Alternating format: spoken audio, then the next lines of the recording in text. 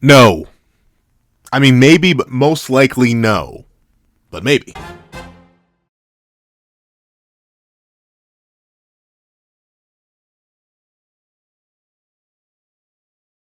Thank you to our fellow patrons, RedWolf4765, Midnight Gem Lord, and Sean. Another thank you to our $3 members, Recliner Plays and RedWolf4765. And another very big thank you to our $10 patron, Robbie Uchiha. And a very big thank you to our $25 patron, Alex Ice Rose. And another very big thank you to our $25 member, Alex Ice Rose. Now, before we hop into this discussion on the hypothetical battle between Itadori and Sukuna, and whether or not Itadori can, even win, please everyone leave your almost on whether or not Itadori can win in the comment section down below. Leave a like and subscribe if you haven't already. Also hit that little notification bell to miss out on any videos that come to the channel. Also, I do have a Patreon down below where you can support for as low as $1 a month to get things like exclusive videos, early content, and more. You also now become a member of the channel for as low as $3 a month to get the same perks and more. Now, let's hop into the discussion. What's up, guys? I'm Punter here, and here we are to talk about Itadori Yuuji and his chances against King of Curses Ryomen Sukuna, and why I think most likely, there shall be no way, no chance, no universe for Itadori to win. And that's it? That may not be all there is to it. Maybe? Possibly? Let's see. So, let's tackle this from multiple angles. The easiest and most clear-cut angle to tackle this from is their existing scaling and the stuff that exists behind them in terms of their scaling. And if we're going by that, Itadori literally has absolutely no chance against Sukuna in any dimension. I'm sorry, there is nothing that Itadori has shown up to this point within the narrative that can convince me that he can scratch Sukuna's toes. And I know he punched him in the mouth, but still. Nothing, even after his massive, juicy Giga Amp, suggests that Itadori has anything within his arsenal or his scaling to remotely compare to 15-finger Sukuna. Not to talk of a hypothetical 20-finger Sukuna. Because if I'm being real with you, that's what I think is happening next. I don't think 15-finger Sukuna is going to pull up to the final battle on December 24th. No, I 100% believe that Sukuna is going to get them last 5 fingers and go...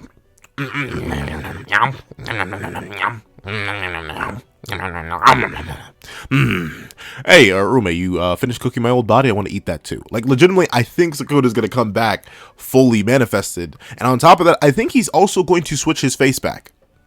And by switch his face, I mean switch his whole body back. Meaning he gets 2 extra sets of arms. And he gets a lot buffer. Legitimately, I don't think we're going to be facing an incomplete Sukuna on December 24th. I think we're facing a complete Sukuna.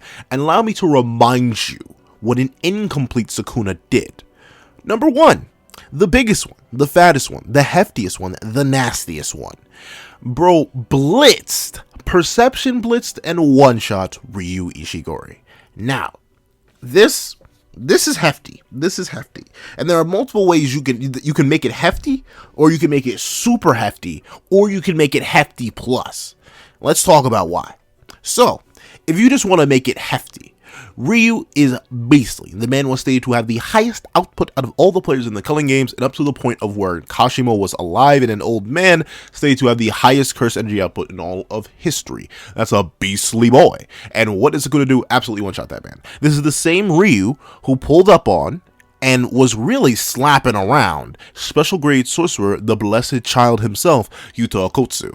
To the point where Yuta, when combining his power with Rika, tried to have a blast off, a beam struggle, on some Budokai Tenkaichi 3 type beat, kind of beam struggle with Ryu, and it wasn't much of a struggle. Ryu's beam tore straight through Yu's beam, and then Ryu proceeded to catch, a baseball, awaken Rika's beam like it was nothing. Absolutely diabolical. This is the same Ryu that's eating his own attacks. This is the same Ryu that's surviving spatial Duraneg attacks straight to his gut. This is the same Ryu that's getting punched on the dome piece and smacked around by fully manifested Rika. This is a Ryu who's monstrous. And I think even people who for some reason still believe that Yuta was holding back can admit that Ryu scales directly to Yuta. And Yuta is a special grade. So Ryu is in the special grade category of sorcerers, not cursed spirits. The special grade cursed spirit range is super duper massive. It can include things like the cockroach curse, because it's intelligent, all the way up to being completely real, Sukuna, who technically still counts as a curse, but he's not even in the same league as the special grades, like a finger bearer, or the cockroach curse, or the grasshopper curse, anything like that. Nowhere near. But even still, Ryu being solidly up in that special grade sorcerer tier is bonkers in terms of how powerful he is. And yet 15 finger and incomplete Sukuna one-shot that man. So that automatically clears Sukuna of the special grade tier. Because if Yuta couldn't do it, but Sukuna could, that likely means other special grades couldn't just do that to Ryu. Though I think Yuki could.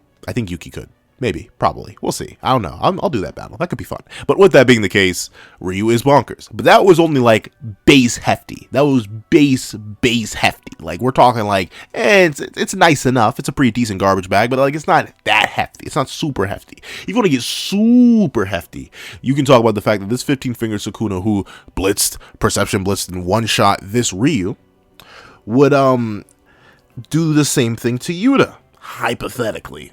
And since we know that Yuta, in some translations, is called the second strongest sorcerer, not just second strongest or second in unusual abilities after Satoru Gojo, but the second strongest, then that would put Sukuna a whole blitz and one-shot tier above characters like Yuki. You know, the same Yuki who was throwing paws with kenjaku just a little bit. And that's a little bit wild to think that Sukuna's a whole blitz and one-shot tier above characters like Kenny, characters like Yuki, characters like Yuta, Uro. You know, these like arguably top 5, top 10 characters. Yeah, Sukuna's a whole blitz and one-shot tier above them.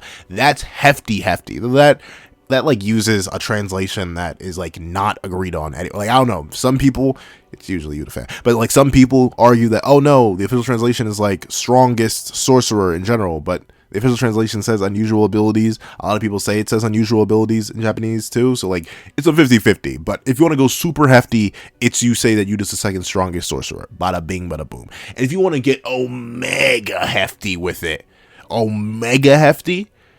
and say that, oh, well, if Ryu has the highest output and he's able to eat his own attacks, then 15-finger incomplete Sukuna, considering it's not just reference that Ryu has the highest output in the culling games, the people who currently exist within the culling games, but also the highest output of beings in history, the highest recorded output ever recorded to Kenjaku in the past, when he was talking with old Kashimo, then realistically, you could put 15-finger Sukuna well above his 20-finger self, considering Sukuna knows his attacks still require output. So that means 15-finger Sukuna could hypothetically blitz and one-shot body bag his 20-finger self from 1,000 years ago, which isn't actually too bonkers when you really think about it, because it was stated that the fingers do get stronger. They do grow in power over time. So that's the ultimate heftiness. That's omega heft. And then realize Sukuna still has 5 fingers to go before he actually reaches his full power. Like, think about that. Just think a little bit about that. And now I remind you, people believe that Itadori is going to be able to do something against this. And I'm sorry.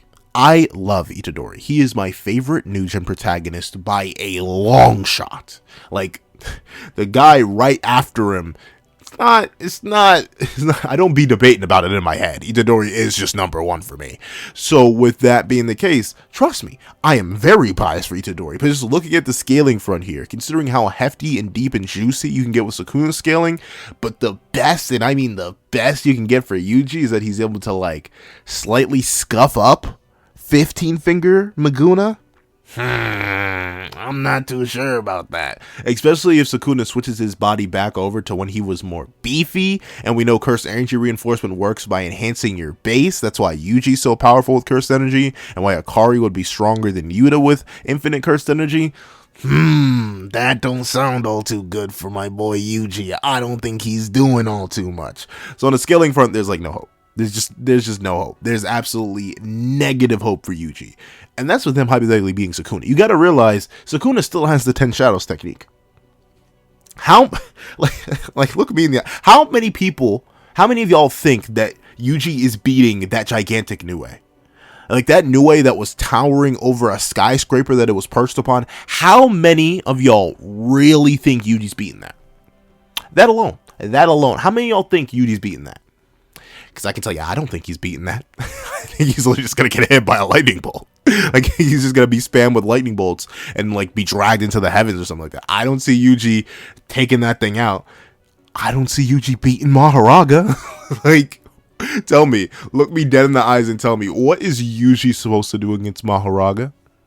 Like, even just the regular sized one, who knows if it'll actually get bigger, because it could get bigger. Notably, I do think, considering we saw a lot of Shikigami during the fight with Yorozu, that all of them were still being suppressed by Megumi's fighting back soul.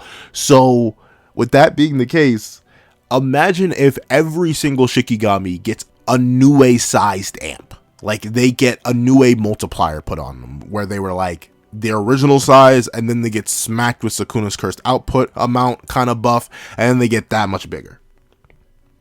Can you imagine a Maharaga that's the size of a skyscraper? What do you want Yuji to do against that? Can you imagine a divine dog that's the size of a skyscraper? It's literally just Fenris. It's the Fenris wolf. Like, what do you really want Yuji to do against that? Can you imagine a raging bull the size of a skyscraper? What do you want Yuji to do against that thing? Can you imagine a max elephant the size of a city, a myriad elephant, if you will? What do you want Yuji to do against that? Like, I took all this time to explain how powerful Maguna is, but even his Shikigami would manhandle Yuji, even post his amp. At least as far as we know him from his current scaling front. So I'm sorry, Yuji fans, I see nothing. I see absolutely no way for us to argue that the current Yuji, as we know him, with all of his scaling up to this point, stands a chance against Maguna. Even if Maguna's getting jumped, even if other Shikigami are jumping in, I think Itadori would literally just get in the way if he tries to fight Maguna alongside Gojo. I think Yuji would just be a casualty at most in that fight. If anything, he may just turn into a hazard, because like Sukuna could grab him and be like, oh, you wouldn't execute Itadori, even though I think Gojo would be forced to. So I don't see it. From the current narrative front, not the current narrative front, the current scaling front, I see nothing for Yuji in a battle against Maguna. But hypothetically, you know, obviously, Gege can choose to amp whatever characters he feels like. Yuji getting a massive amp from Sukuna leaving his body and like tearing him apart? Yeah, I guess it can happen. So what's the deal then? What ways could Yuji get a massive enough amp that he can clear the literal multi-character gap of speed and power between him and a hypothetical full power Maguna that's going to show up on December 24th? And at least with the narrative is set up, unless he like eats everybody else, I have nothing. Because like, look at it. We know for a fact that the other death paintings from, you know, Kenny's little science experiment 1,000 years ago aren't actually that strong. None of them are special grade. Gege confirmed that in external material that none of them are special grade. And we know that even if they were to be stated special grade somewhere, special grade is relative. Like, they may just be special grade because they're somewhat intelligent. That doesn't mean they're like in the special grade tiers of power. Choso is special grade. He's high grade 1. Eso and Kechizu were special grade. They're fodder. Like I wish I could say they're like high grade 1, but they're like fodder. Like legitimate. Like pre-Shibuya Yuji and pre-Shibuya Nobara beat them. They're pretty fodder. Like I hate to say it. They're not in contention. So every other brother is weaker than them. So Yuji, even if he ate all 6 of them, I don't think that's suddenly going to give him enough of a boost to reach the level of Maguna in order for it to make sense for him to defeat him. I'm sorry, that's just not on the table. It's been set up loosely, like a lot of people have interpreted the whole conversation that Itadori has with Choso in chapter 220, that, oh, Itadori says, I'll eat anything to defeat him, and he says to Choso, I'm sorry about the brothers, and he's like, oh, don't worry, they'll live on within you. Personally, I view this, and I've seen other people view this as like, oh no, he's just talking about like, he's still apologizing for Eso and Keshizu, and he's like, I'm sorry about that, and Choso's like, oh, they'll live on in you, because you're my brother too, and you know that it was just a quarrel between family. You didn't know what the truth was at that time, so you ended up fighting. It's only natural. It's all right. But a lot of people have taken it as Itadori ate them, and thusly, bada bing, bada boom, now he has all their abilities. But what abilities would they really have? Like, notably, we know all the siblings just have some sort of variation of blood manipulation. blood manipulation is not that powerful. Like, unfortunately, just isn't. Unless you were to argue that Itadori would do, like, the doping thing that we saw Kamo do in the Goodwill Training Event arc, I still don't see that, like, pushing him up to the level of Maguna. It's just not on the table.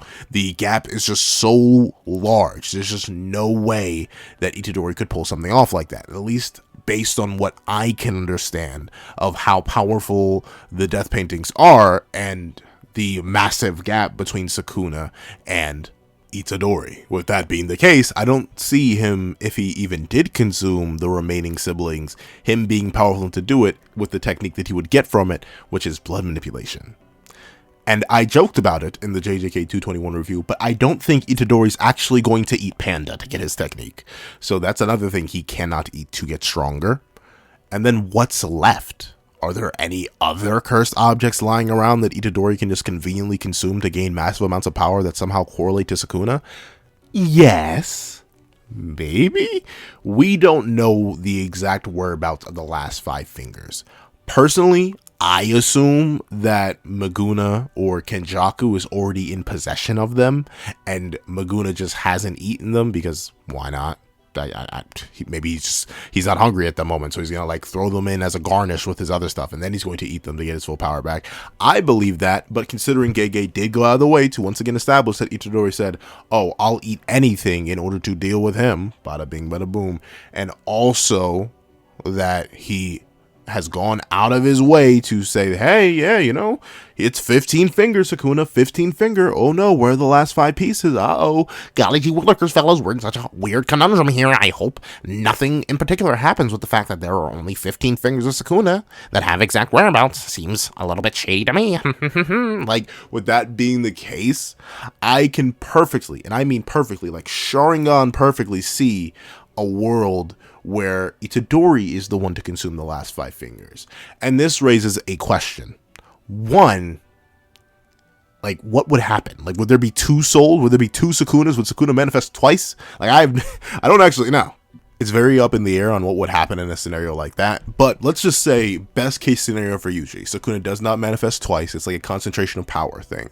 The 15 fingers of Sukuna that are in Megumi's body override the 15 fingers of Sukuna that are in Yuji's body. And we sort of just have a situation where, sure, even let's say a Sukuna manifests, but it's just so weak in comparison to the other Sukuna that Yuuji, after dealing with 15 finger inside him, he should be perfectly capable of suppressing 5 finger Sukuna without any problems, even if it does manifest. But the big issue, and something that I did have clarified for me, is that Yuuji doesn't actually get anything from having Sukuna in him. He does not have access to his cursed energy. He does not have access to any of Sukuna's techniques. None of that. Like, he doesn't get anything fancy from having Sukuna in him, at least so far. Obviously, there's the one little cut on Sukuna that we're going to talk about in a little bit, but still, up to this point, he would gain nothing from eating the last 15 fingers of Sukuna other than, oh, wow, he ate the last 15 fingers of Sukuna. Wonderful. Like, the only thing he may hypothetically get is the soul attacking trait, if he even lost that. But it seems to be that he didn't lose that because he gets handed a book by Choso that's all about the soul from Yuki, which presumes that Itadori still has that ability, or at least can like relearn it or something like that. He'll naturally understand the contours of the soul anyway, and thusly there'd be no problem with him just, you know, keep him pushing without eating 15 finger, well, not 15 finger, 5 fingers of Sukuna. So he gains nothing from eating Sukuna fingers, at least from what I can tell, what I can manage from my understanding of the fingers. Unless it is true that the fingers hold techniques, and now that he's a hypothetical cursed object himself, soaked in Sukuna's cursed energy, then he would be able to use those techniques. He gains nothing from eating them. So that's it. He gains absolutely nothing. But let's just break the narrative, right? Let's just say, you know what, for some reason, due to like it being set up that Sukuna kind of is Itadori and Itadori kind of is Sukuna, as Itadori is now an object soaked in his cursed energy, that now he does get full access to all the cursed energy that's stored within the remaining 5 fingers. He gets access to all the techniques that are stored within the 5 fingers. He gets access to everything that's stored all up in there. Wonderful, beautiful, juicy, fantastic. He's still weaker, like massively weaker. 10 fingers weaker. And sure, I agree, especially after his amp, a base Itadori is definitely more powerful than a regular Megumi. Itadori would slam Megumi now if they happen to fight one way or another. But even in spite of that, only 5 fingers is not going to be enough to clear the 15 finger gap. Or if Yuuji eats the 5 fingers and magically gets access to the 5 fingers worth of cursed energy and techniques that are stored within there, that's 5 versus 15. The Megami body would still have access to 3 times the amount of finger power that Yuuji would have access to. So it still wouldn't even clear the gap. So Yuuji still doesn't have anything that could really put him above or even relative to the level that the current Maguna or Sukuna is at. Because 15 is 3 times bigger than 3. Welcome to basic mathematics with pencil. And even if he does that and eats the rest of his siblings, and on top of that, let's say he does eat Panda, that's still not going to be enough. The sheer gap in power between Sukuna and Megami, well, not Sukuna and Megami, but Sukuna and Itadori right now, is just too vast. There's nothing he has ready access and availability to eat that would suddenly get him up to that level. What if he eats Angel? Some people probably want to see it, but regardless, I still don't think that's enough either, because one, we know that Angel cannot be transferred. We know very specifically that has been locked out as an option, so he's not going to be able to eat Angel. So she's just stuck out of luck. She's out of the battle. We'll talk about her in her own video, but she's gone. She's removed from the narrative in any way, shape, and or form. So Yuuji can't eat her or become Angel's new vessel, and he's obviously not going to eat Yuta or Maki or anyone else. He's not going to be able to do that. So even within the narrative and what's been set up around there, Yuuji has no quick path to power that he can suddenly leap down in order to become massively stronger, unless maybe this would be interesting and possible technically, but I'm not sure how it would work or how it could work. But maybe Yuuji could make a binding vow. Like, he could hypothetically say, I swear to defeat Sukuna using every last drop of my life force. And then he gets like a massive on the verge of death amp. But, and it may sound crazy, but I still don't think that's enough to clear the gap between where he is now and where he needs to get to fight a hypothetical even 15 finger. Not to talk of what I believe is going to be a 20 finger Sukuna that's going to be roaming around and dropping city-sized Maharagas, city-sized Max Elephants, city-sized Divine Dogs. I just don't think it's in Yuji's kit, even if he does make a binding vow, even with how powerful Yuuji is. And I know that's crazy. That sounds absolutely bonkers for me to say that, but we gotta realize how powerful Sukuna is, like, realistically. Yes, do I think Gojo should win? Of course. But that doesn't mean that Sukuna isn't absolutely insane. Like, the levels, the amount of characters that are between this new amped Itadori and just Ryu, not to talk of this new amped Itadori and Ryu, and the perception blitz and one-shot level that Maguna is above Ryu, the large gap is so wide, and once again, it's only 15 finger. I'm sorry, Itadori, even with a binding vow death amp, probably just won't be enough. And the reason I say that is, think of this. Who do you believe is stronger? Volume 0 regular Rika or this new Itadori? Personally, if you were to ask me, based on their showings, I would say that Rika is stronger. And guess what happened when Rika got a binding vow that was Yuta essentially signing away his life to her, and she literally surpassed the limits of cursed energy? She didn't even atomize Geto properly. Like, Geto was still around, and Gojo had to come through and properly get rid of Geto, or like at least greet Geto on his deathbed. So Rika, someone who should still be stronger than even this liberated Yuuji amped person with a death binding vow, is still nowhere near the level of Sukuna's raw power. Just not even there. So even if Yuuji were to take a massive binding vow like that, I still don't think it would be enough to clear the gap. Still, even after all that, even with him literally signing his life away, I still don't think would be enough. Just because of how powerful Sukuna's been set up to be. So nothing the narrative has implied, whether it be from binding vows, to hypothetical people who could be eaten, to hypothetical fingers that could be eaten, to hypothetical pandas that could be eaten, and nothing that the narrative has said about this point has really put Itadori on the pedestal where he can suddenly clear the either 15 finger gap, or worse comes to worse, the 20 finger gap. So, I don't know, nothing established is suddenly going to make Yuuji leap that many scales in terms of power, leap that many characters, at least from my perspective. So what's left for Yuuji? The only thing that's hypothetically left for him is maybe, and I mean maybe, that it's established within the narrative that it has to be Itadori to defeat Sukuna. No one else can defeat Sukuna, not Gojo, not anyone else. No, it has to be Itadori because Itadori is the main character. And to that, I don't think so. Like, I'm being completely real with you.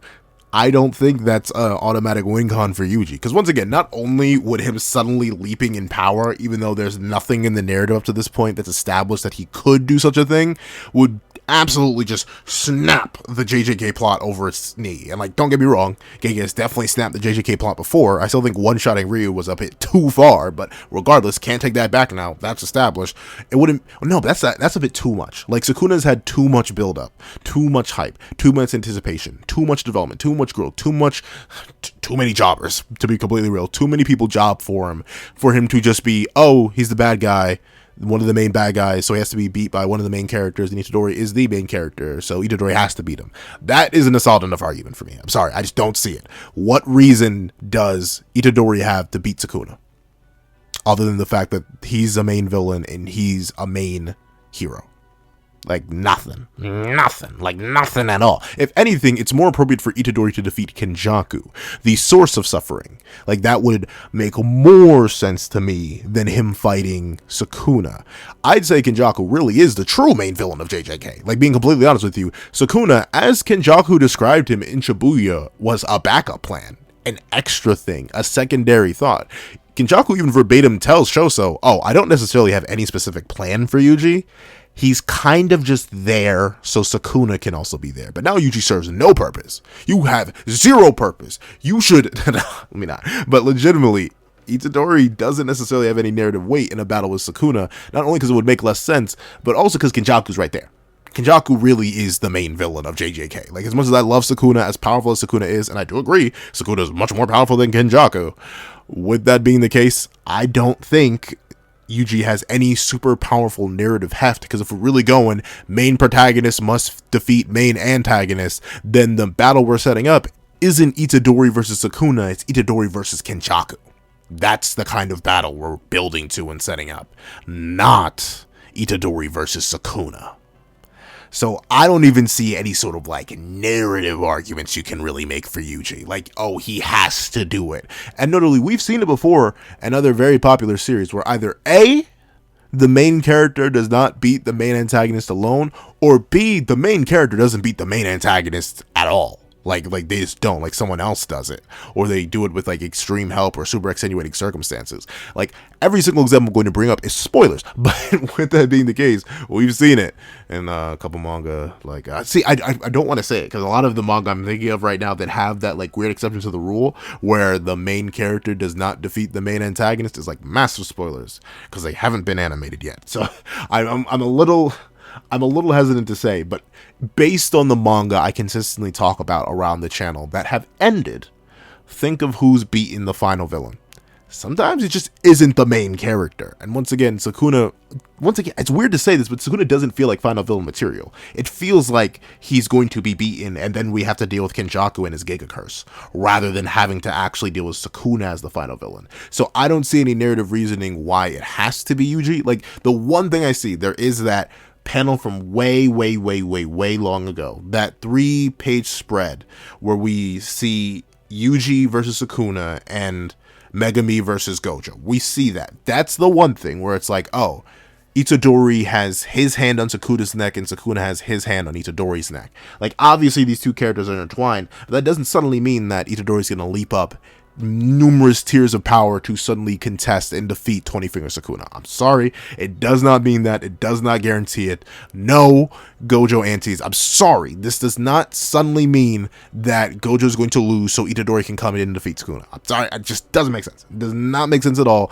The narrative hasn't given Yuuji any out to reach that kind of level. The narrative, in fact, has done the opposite and just made the goalposts even farther and farther and farther away for Sukuna, rather than bringing it any closer to Itadori. So I see absolutely no way on this good green earth, scaling wise, any hypothetical amps wise, or even hypothetically scaling plus narrative amps plus main character slop, all that. I see nothing to suggest that Itadori shall magically become a rival and a match for the King of Curses, Sukuna. I think the deal is just off the table. Itadori Yuuji is just too fodder to ever do anything, and we're really just gonna have to hope to the heavens that Gojo Satoru, Himothy Herner, the strongest character in the manga, the pinnacle and power ceiling of the verse, the top of the line, the strongest, can come in and really get Sukuna up out of here. I think all our cards, all our chips have to be placed on him, not Itadori.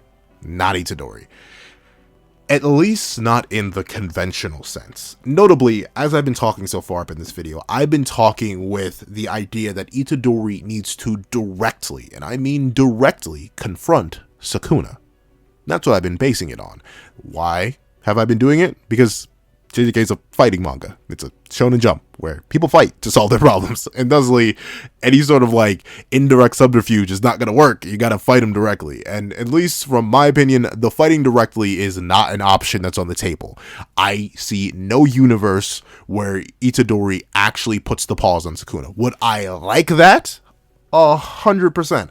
I would love to see Itadori walking down Sukuna. And even then, you know what I wouldn't mind? I'll be completely real with you and on fighting front before I hop into what I think could hypothetically work for getting rid of Sukuna through Itadori. I think it would be kind of metal if after, like, let's say our JJK Avengers cast beats Kenny and, like, stops him from making the giant curse conglomerate. And let's say Gojo manages to, like, do enough damage to Sukuna that Sukuna's super duper worn down. Like, he has, like, dregs of curse energy left. But Gojo, somehow, is also now tired, even though that makes no sense. He doesn't have to be tired ever because, you know, infinite RCT on refresh and reverse all the time. But let's say it happens something like this, where Gojo has beaten Sukuna down, but he doesn't actually want to execute Sukuna because that means getting rid of Megami. And Itadori, after studying the soul a bit more, having already lived a two-soul existence and still understanding and learning and accepting the nature of the soul and being able to see it and perceive it in a similar way to Maki and Toji with their heavenly restriction, with that being the case, Yuuji can see Sukuna's soul being on the brink and Megami's soul being on the brink. And in a similar vein to how Itadori walked Mahito down after Mahito was low on cursed energy and about to perish and disappear forever, Itadori walks Maguna down and really just starts to swing on him, slam him, every single fist, one after another, after another, after another, just so much anger and fury, and slamming him that same indifferent look, and just absolute get back, ultimate retribution. But in reality, he's like beating Sukuna's soul down.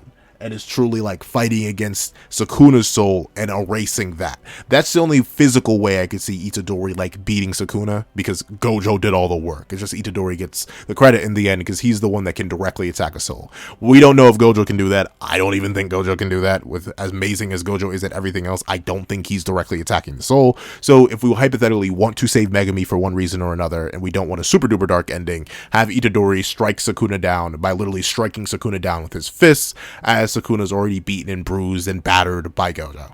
There you go. That's the only physical way. But the metaphysical way I see Itadori getting a dub over Sukuna is through the fact of what has been set up for Itadori as a hypothetical way for him to beat Sukuna, and the adamant refusal of Gege to confirm whether or not another character is put in the ground already. I'm going to make a whole video talking about her, but you know exactly who I'm talking about. Noboru Kusigaki is still a character who is up in the air in terms of whether or not she is alive. And she also has a little technique I like to call resonance. But I like to call, I mean, Gege called it resonance, and that's what the technique is called. So, what has been established about Yuuji up to this point? We know that Yuuji, after being freed from Sukuna, liberated Yuuji, if you would like to call him that, is now, according to Shoko, a cursed object steeped in Sukuna's cursed energy. And the specific image that we see when he says this is the image of a Sukuna finger. And we know that pieces of Sukuna's soul and his power are stored within the fingers. And we know for a fact that with that being the case, even if Sukuna's soul is gone, all the cursed energy that existed from Sukuna is gone. And now in Megami is 15 finger Sukuna at the moment and could become 20 finger. Yuuji is still on a spiritual level connected to Sukuna. That means that their souls are still likely intertwined. And with that being the case, if Yuji's willing to do anything, as he says, eat anything, but he's most likely willing to do anything to execute Sukuna, then there's an easy out right there.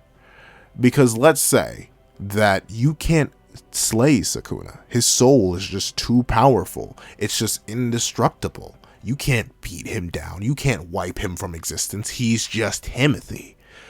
But you know who you could beat down? You know who you could wipe from existence? You know who's directly intrinsically tied to Sukuna's soul and thusly could be wiped out if a hypothetical technique were to be used on them that has the ability to refract across multiple souls and bodies to the point where Mahito, the natural cursed spirit that deals all in souls, is able to be affected by said technique and have the resonance resonate from his body to the main body, even though it's just a physical copy of him. For simply the fact that it is a piece of him, it also experiences the effects of this technique. Resonance. Resonance is the technique that Noboru Kugisaki has that can be used to harm cursed spirits and other things as long as she has something that connects them to the cursed spirit. And we know Yuuji simply views himself as a cog, something that was inevitably going to die anyway as long as he held Sukuna. And if Sukuna were to consume all 20 fingers within Megami's body, then that means that Sukuna would properly die. And since Itadori is properly well steeped in Sukuna's cursed energy and likely still intrinsically tied to his soul, all you need to do to defeat Sukuna, hypothetically, is have Kugisaki use her technique on Itadori and just keep slamming him till he dies. Because then likely it would have a refractionary effect where Sukuna would either be weakened enough to die or he would just die himself. Like, the resonance would just take them both out. Once Yuuji dies, Sukuna dies. Specifically when resonance is being used, though. I don't think they can just, like, execute Yuuji right now and then Sukuna would keel over, because he's just a cursed object steeped in Sukuna's cursed energy. He's connected to him, but he's not exactly Sukuna right now. So I think we would have a similar effect to where, like, hypothetically, if you were to, I don't know, beat something that represents somebody else's, unless it's, like, spiritually tied to them, they'd be just fine. Like, you knock down a statue of somebody, they themselves are going to feel it. They'd probably just be a little bit annoyed when they found out. But with that being the case, I think you would need something like resonance to actually enact this effect, because it's the connection thing, the spiritual connection thing. Yuji's not directly tied to Sukuna right now, he's gone, but hypothetically their souls are still extrinsically bound to each other, and that's why resonance, the techniques that deals in souls in the supernatural, would be the one to get rid of Sukuna permanently through the death of Yuji, since they are both intertwined. That's how I can technically see Yuuji still being useful, and the reason why I think just executing Yuuji right now without resonance wouldn't do anything, because, like, he's tied yet separate, but resonance can still exploit that connection, and you need resonance to do that, as just executing Itadori now would do absolutely nothing. Those are my views, and that makes sense because, like, Sukuna was trying to execute Itadori, it's just that Megami was holding him back before, so it would make sense that Sukuna doesn't think that would happen. But if you use something like resonance, use a character that has, once again, explicitly been avoided by Gege. Gege has not put them in the grave yet. I'm on the camp that she's just gone. She has not been mentioned in over 100 chapters. She's just gone. That's my view. But if I'm trying to huff some copium with you Nobara fans, because I like the character too, then we can huff some copium. And this could be a way to make Yuuji actually take down Sukuna, even if super duper indirectly. Because once again, I need to remind you the massive gap between Itadori and Sukuna in terms of raw stats and raw power. It is just not something that's going to happen. There is just nothing. And there, as much as I would love to believe in the heart of the cards and say that Yuuji has a chance, he doesn't. He doesn't. The narrative hasn't said he does. There's no narrative reason for him to beat him, considering Sukuna probably isn't even really the main villain. It'd be more so Kenjaku, considering Kenjaku set up the entire plot. There's nothing at all that really implies that Itadori has any reason to properly defeat Sukuna physically, or get a nonsense power-up so he could beat Sukuna physically. And thusly, I think the only way to take him down is through an exploitation of the spiritual connection that has been set up within chapter 220 between the King of Curses and the boy who suffered, the cog who turns to destroy curses. And I think it would be a beautifully tragic end to Yuuji too, because he would die surrounded by friends, as he always wanted to. He would perish in a way that he dreamed of. It's just that it would be his own friend that needs to strike him down, adding that nice extra tinge of tragic irony. The one person who gave him hope when he first had to strike down Mahito all that time ago has now given him hope again, and a chance to atone for what he views as his own destruction and his own weakness, and ultimately save the lives of who knows how many people by permanently removing Sukuna from existence. That is the only way I see Itadori having a chance of striking down Sukuna. Not physically, not power-wise, not through a massive cursed plot amp or anything like that. No, simply through the fact that through being one with Sukuna for so long, he has been steeped within the energy of Sukuna, and now Sukuna has unwittingly left himself a massive gaping weakness. He shouldn't have just left Itadori behind. He shouldn't have written him off as an irrelevant child that he tortured for a whim. He should have destroyed Itadori Yuuji, as Itadori Yuuji will be his ultimate downfall.